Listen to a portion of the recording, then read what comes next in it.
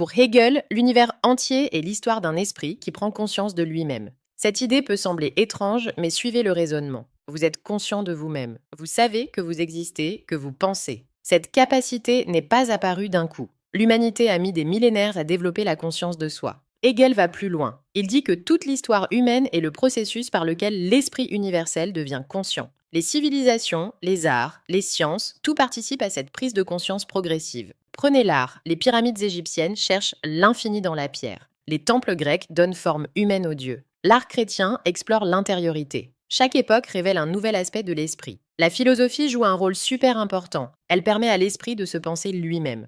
Quand vous réfléchissez sur la nature de la pensée, c'est l'esprit qui se contemple lui-même à travers vous. Mais attention, cet esprit n'est pas un Dieu extérieur au monde. Il est en fait le monde lui-même devenant conscient. Donc l'esprit est le mouvement dynamique de la conscience universelle qui se développe dans l'histoire, et de son côté, la raison est l'ordre logique que l'esprit découvre et réalise progressivement.